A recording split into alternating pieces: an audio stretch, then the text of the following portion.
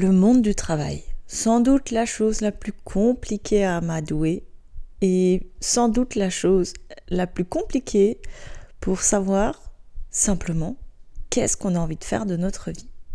Cette question, je me la suis posée de longues années et croyez-moi, j'en ai fait des erreurs de parcours. Aujourd'hui, dans cet épisode, on va parler un petit peu de tout ça, mais avant de le commencer, je vais faire quelque chose que je ne fais pas très souvent, mais je vais faire un disclaimer.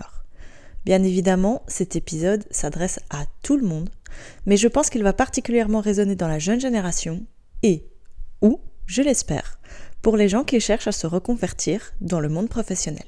Ici Madeleine, de Madeleine et Tylo, et vous écoutez mon podcast Thérapie Tylo.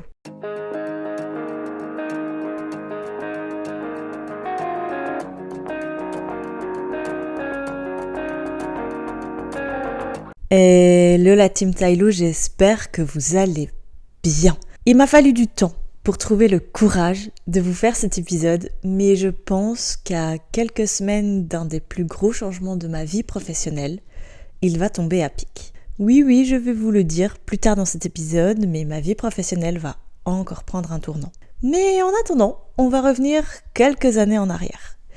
Il y a 10 ans, bientôt déjà, ça passe si vite, que je suis sortie de ce qu'on appelle en Belgique les études secondaires pour les Français, plus communément appelé le bac. Qu'est-ce que j'ai fait pendant ces années de bac ? Eh bien, j'ai fait le graphisme, infographiste, pré-presse, imprimerie. Et là, pour ceux qui me suivent depuis le début, ils se disent « Oh, quoi ?»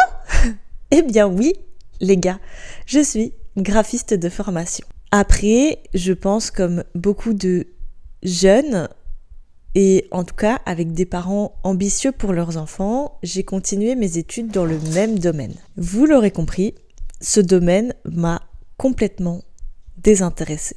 Il y a plusieurs raisons à ça. Le monde digital s'ouvre à tout le monde à l'heure actuelle et faire des études pour ne pas trouver de travail derrière, c'est très compliqué. De plus, la sédentarité de ce travail ne me plaisait qu'à moitié. Moi, j'ai besoin de bouger et honnêtement, passer un 8-18 dans un bureau à monter des affiches et des logos, non merci. Il m'aura fallu quand même 4 ans d'études sup, soit l'équivalent d'un bac plus 4 pour me dire j'ai pas envie de faire ça toute ma vie. Ok, bien. Mais après, qu'est-ce que je voulais faire de ma vie ? Et là, ça a été le grand débat avec moi-même. J'ai donc fait des missions dites d'intérim, à gauche, à droite, dans différents domaines.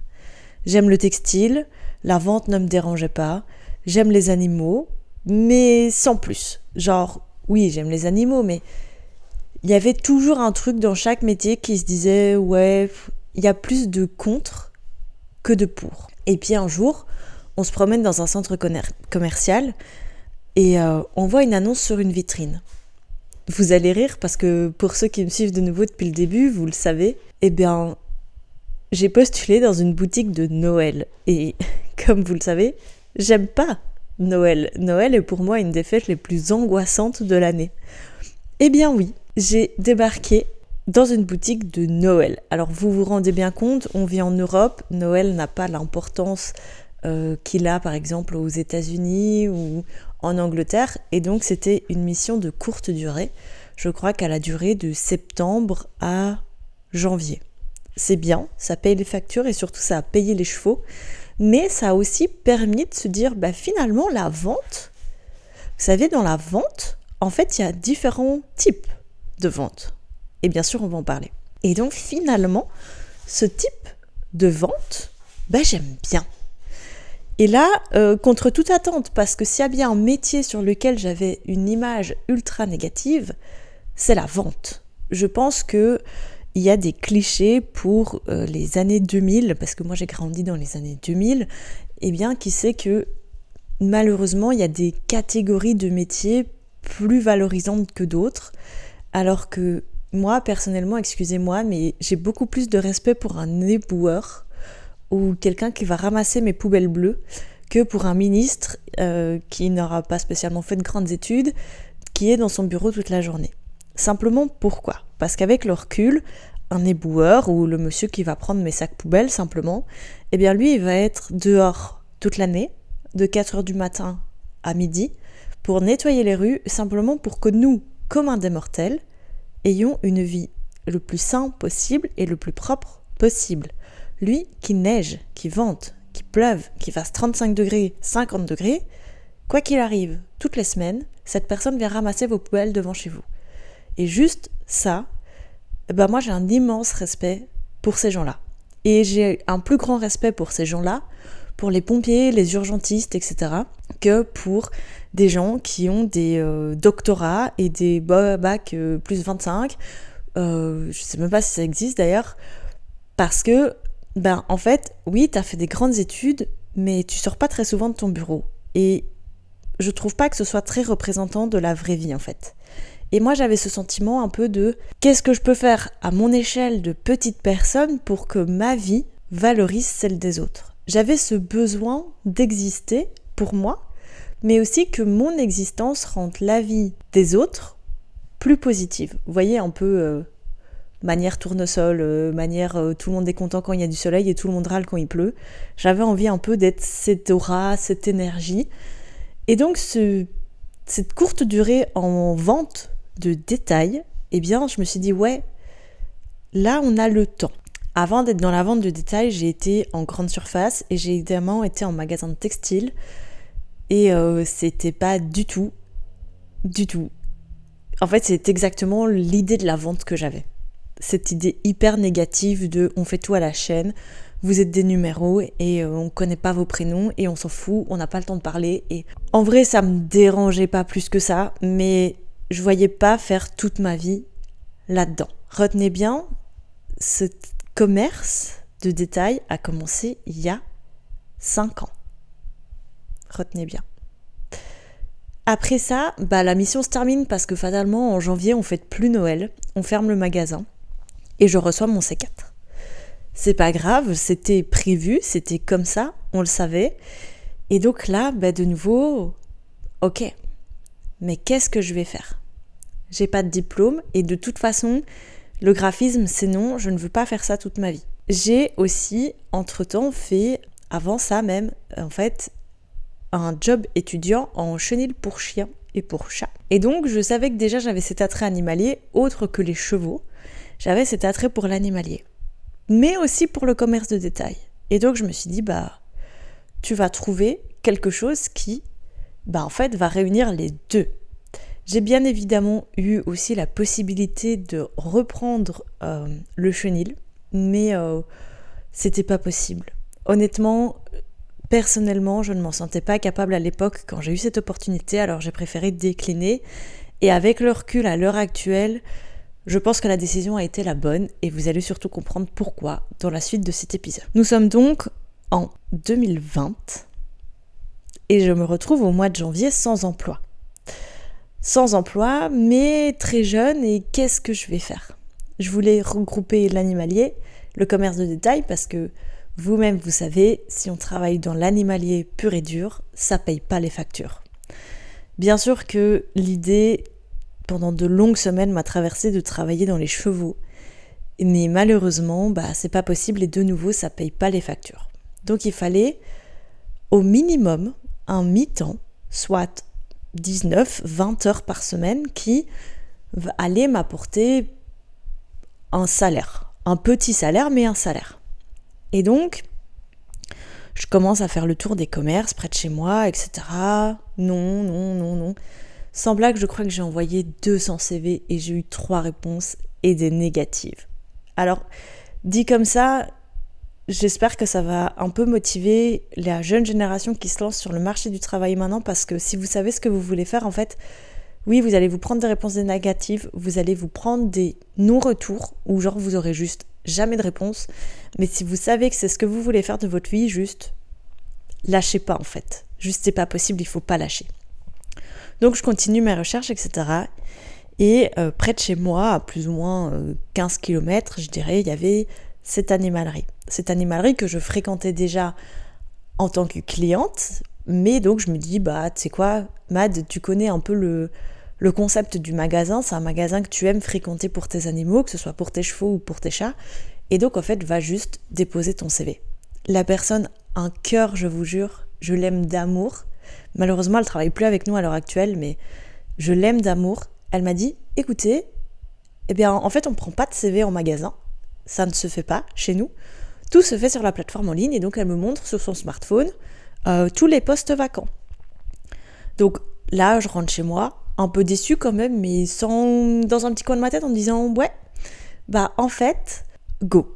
Et donc je lui demande qu'elle m'envoie le site.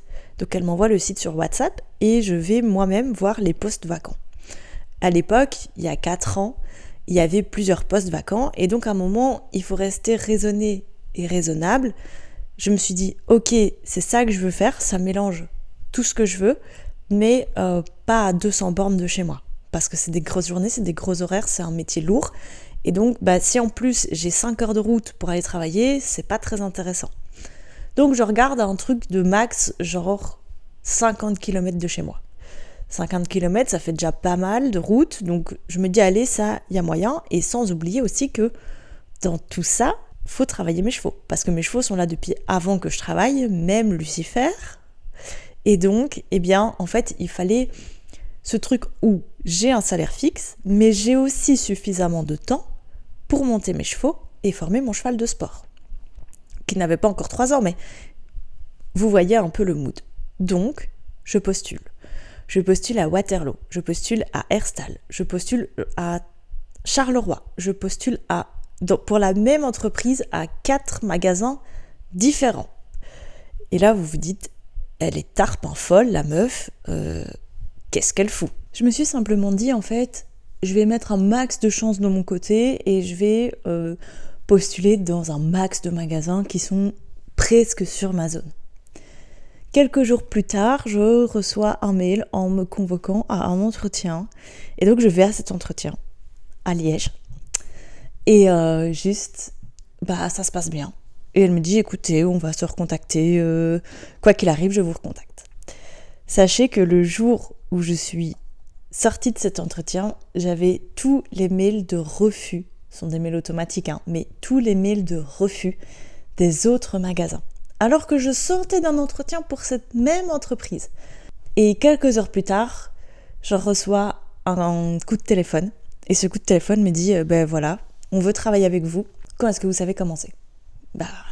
Plutôt possible, quoi.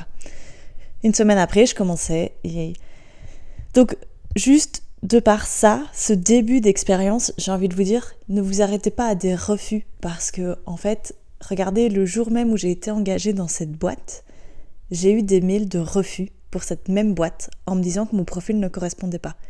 Alors que j'étais engagée. Donc, franchement, faut pas. Je sais que c'est démotivant, que c'est ralent, mais il faut pas s'arrêter à ça. Je commence donc. Il y a 4 ans, un peu plus de 4 ans maintenant, que je suis rentrée dans cette boîte. Vous savez pour qui je travaille, je l'ai déjà dit moult et moult fois. Et je commence, honnêtement, avec très peu d'expérience finalement, parce qu'en commerce de détail, j'avais 6 mois d'expérience à tout casser. Donc j'y vais, et sans vraiment grande ambition. Et voilà, le magasin était un petit peu loin de chez moi, il était à 40 minutes de chez moi. Après, je me suis très vite amusée et j'ai très vite trouvé plein de choses hyper positives dans ce travail. Donc je me suis très très vite prise au jeu, à me former, faire de nouvelles choses, etc. Un jour, on me demande si ça m'intéresse de me rapprocher de chez moi. Alors, écoutez bien de nouveau ça, retenez bien cette partie de l'épisode, parce que en commun des mortels, tout le monde veut travailler proche de chez lui. Et donc je dis oui, bien évidemment. Mon contrat reste le même, je change juste de magasin, je change donc d'équipe. Ça doit faire approximativement 4 mois que je suis là, peut-être. Je ne sais même pas exactement. Pas très longtemps, ça fait pas 1 an que je suis là en tout cas. Et donc je rechange d'équipe et je retourne dans ce magasin en question où cette dame, ce cœur, cet amour m'avait dit « On prend pas de CV en magasin ?» Et donc je vais travailler avec cette équipe. Quelques mois après mon arrivée, on nous annonce que on a perdu le bail de notre emplacement et que donc le magasin va fermer. J'arrive genre en août et on nous annonce que le magasin ferme définitivement pour déménagement au mois de février. Ça met un gros coup de stress parce que on sait pertinemment que quand ils nous annoncent la fermeture de ce magasin, le nouvel emplacement n'est ni trouvé ni signé. Ils ont des pistes, mais ils n'ont rien. Rien de concret en tout cas. Donc ça fout un gros coup de flip. Et en même temps, je me dis, en fait, go, profite de ça pour prendre encore plus d'expérience. Et je vais rectifier ce que j'ai dit avant, ça faisait du coup un peu plus d'1 an que j'étais chez Maxiso, parce que du coup, tout va se mettre en termes de temps, vous allez comprendre. Donc on ferme, et on est donc 4 dans cette équipe, 5 dans cette équipe même.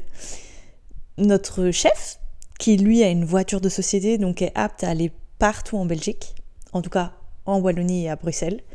Et nous, pour le reste de l'équipe qui n'avons pas de voiture de société, nous avons une clause de kilomètres qui fait qu'on doit rester dans un axe maximal autour de notre magasin.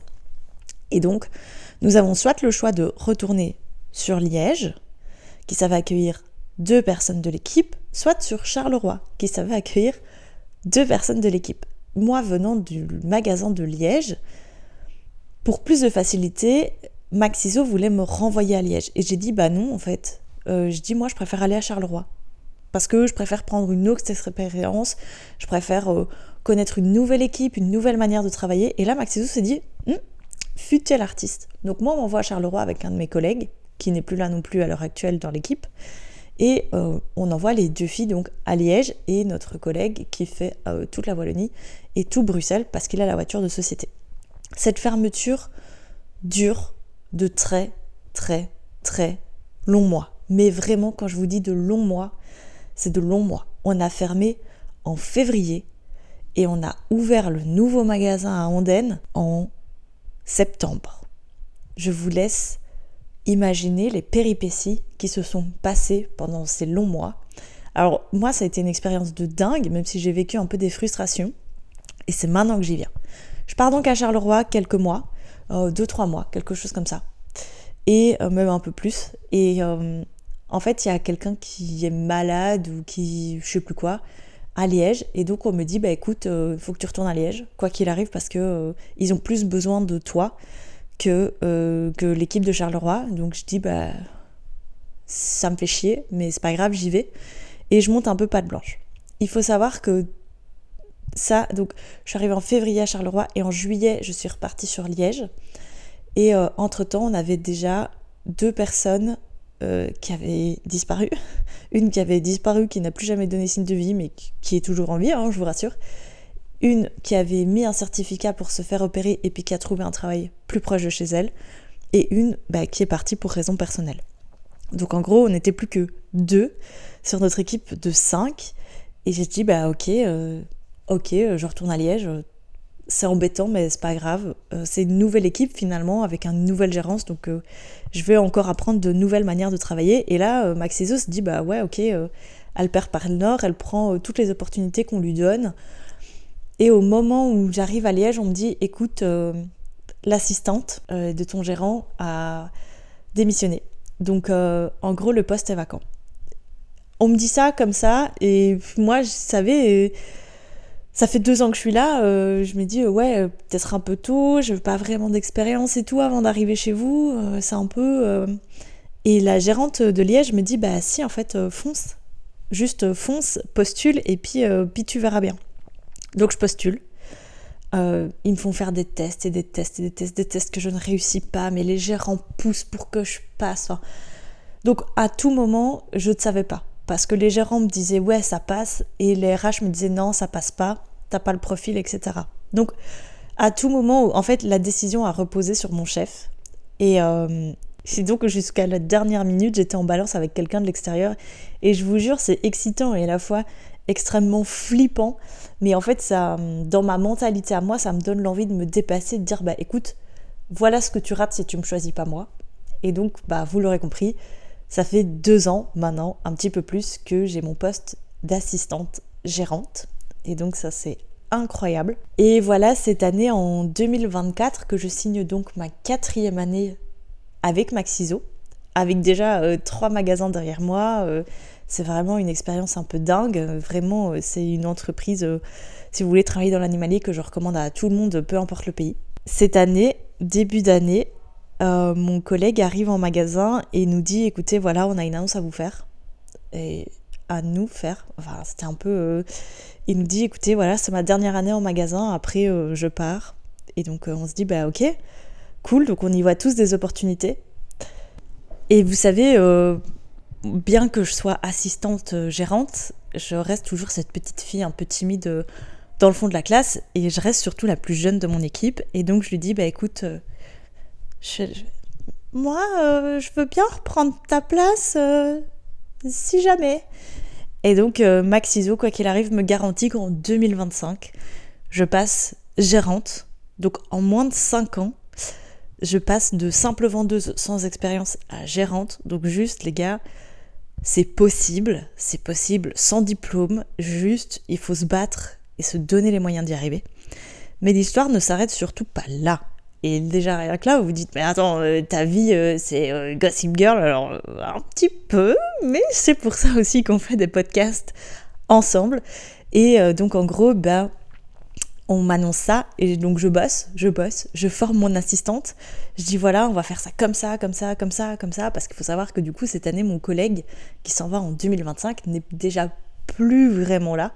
Il est là plus qu'à mi-temps, donc en gros, j'ai déjà à moitié les rênes du magasin. C'est hyper excitant, hyper chouette, hyper très frustrant aussi. Mais et il y a quelques semaines, bien qu'on savait que cette année pour notre magasin du coup à Andenne allait être extrêmement compliquée, parce qu'on en a une qui part en congé de maternité, que mon collègue était à moitié là, on me propose de prendre un contrat de remplacement parce qu'une autre des gérantes est également enceinte, sur un tout nouveau magasin sur la zone liégeoise. Donc je me tâte un peu et puis finalement je finis par dire oui. Donc à l'heure où ce podcast sortira dans 2 semaines, les gars, je pars sur mon nouveau magasin en tant que gérante. À la base, ça devait juste être un contrat de remplacement et je devais repartir sur mon magasin après. Mon magasin de cœur, ce magasin que j'ai attendu, que j'ai construit de mes propres mains avec mon équipe, etc. Avec l'expansion et tout, et c'était un travail monstre et génial. Et je vous fais cet épisode aujourd'hui, je trouve qu'il tombe à pic parce que cette semaine, j'ai donc vu ma directrice régionale qui me dit donc tu pars sur ton nouveau magasin liégeois là fin avril, mais sache qu'on n'a toujours pas de gérant pour le magasin namurois. Soit Jambes, soit un magasin qu'on attend depuis bientôt 3 ans. C'est un magasin qui devait ouvrir en même temps que nous et qui n'est toujours pas ouvert. Et elle me dit on n'a toujours pas de gérant. Et en gros, elle me fait comprendre qu'elle me voudrait là-bas. Et là, c'est une exclue pour tout le monde. Du coup, je vous l'annonce là, comme ça, de but en blanc. C'est que je pense que je vais postuler pour ce poste. Et donc, il y a de grandes chances que je ne retourne jamais dans mon magasin initial. Et c'est terriblement excitant parce que je me dis, waouh, en moins de 5 ans, de vendeuse sans expérience à gérante de nouveaux magasins, en fait, j'y suis arrivée, les gars. Mes goals de vie plus. J'arrive à combiner mes chevaux, j'arrive à payer ma maison, j'arrive à faire du concours, j'arrive à... Et là, je me dis, mais waouh, juste, t'as rien lâché, là, t'as fait les heures qu'il fallait, t'as prouvé que t'étais capable, et juste ça te mène au sommet de ton entreprise, en tout cas au stade où tu arrives. Je vous rappelle, les gars, j'ai pas 30 ans, hein. Juste ça. Donc, je trouve que c'est un goal de vie incroyable.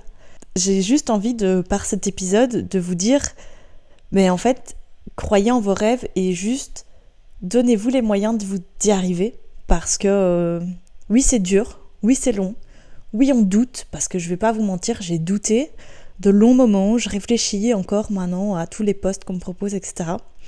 Mais donnez-vous les moyens d'y arriver, et surtout, n'oubliez pas d'être égoïste dans ces moments-là. J'en ai parlé avec mes collègues et du coup, la personne qui est censée devenir mon assistante à Andenne, et je lui ai dit, écoute, voilà la réunion que j'ai eue avec la DR avant-hier. Elle me dit, fais ce qui est le mieux pour toi et surtout, pour une fois, sois égoïste. Pour réussir dans la vie, je vous dis pas d'écraser les gens pour y arriver, parce que c'est pas du tout la mentalité qu'il faut, mais soyez égoïste et croyez en vos rêves, et si vous savez, si vous avez l'intuition que vous pouvez y arriver, mais vous allez y arriver, parce que vous allez y arriver juste parce que vous allez mettre les moyens nécessaires en place pour le faire. Et donc juste fuck en fait ce que pensent les autres, et allez-y et foncez un peu tête baissée et pesez toujours bien le pour et le contre, parce qu'il y a parfois plus de contre que de pour, et là ça doit vous mettre le gros frein en mode non. Mais s'il y a plus de pour, ben en gros foncez et n'ayez pas peur. Ce sera difficile, ce sera long, il y aura peut-être des larmes qui couleront encore, vous serez peut-être fatigué, vous en aurez peut-être marre, mais au bout du chemin vous serez tellement fiers de ce que vous avez accompli que juste let's go en fait. Donc je vous invite bien évidemment à venir suivre toutes ces aventures sur Instagram, parce que malheureusement je pourrais pas vous les mettre sur YouTube, j'ai des RGPD qui m'en empêchent, mais sur Instagram je pourrais quand même un petit peu vous faire suivre tout ça. Et let's go en gros dans cette nouvelle aventure de gérante. C'était Madeleine, de Madeleine et Tylo, et merci d'avoir écouté mon épisode de Thérapie Tylo. Ciao.